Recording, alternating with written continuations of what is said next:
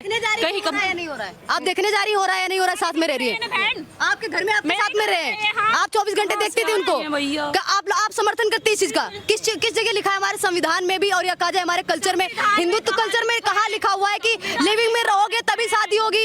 आपके mummy papa living में रहे, शादी हुई है? आपने एक कहावत सुनी, नाली के कीड़ों को ना नाली ही हजम होती है, सोने के बर्तन में रखने पर उन्हें बर्दाश्त नहीं होगा। ये वही प्रकार की लड़कियां हैं जिन्हें 4 जगह, और सिर्फ लड़कियों नहीं लड़के भी हैं, लड़के उतना ओवर रिएक्ट नहीं कर रहे हैं, लड़कियां ज्यादा कर रही हैं। क्यों?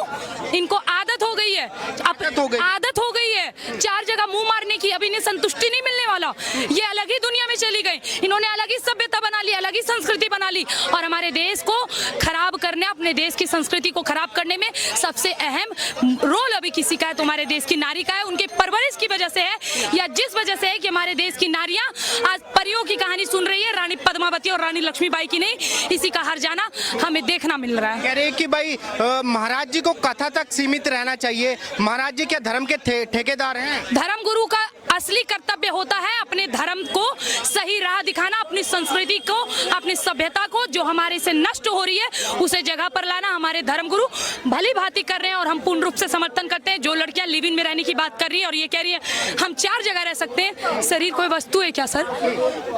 मैं यही कहूंगी, अगर ये बयान सामने दिया जाए तो बिना रुके मुंह पे चप्पल मारेंगे ऐसी महिलाओं का, चप्पल मारेंगे। बिल्कुल, जो हमारी संस्कृति का इस प्रकार तौहीन कर रही है, उनको उनकी परवरिश में सिखाया गया होगा कि तुम टेस्ट ड्राइव करो, पर हमारी परवरिश नहीं है। हम बिहार से हैं और बिहार में ये कहावत है कि जब तक पूरे ना हो फेरे साथ तब तक दुल्हन नहीं दुल्हा की।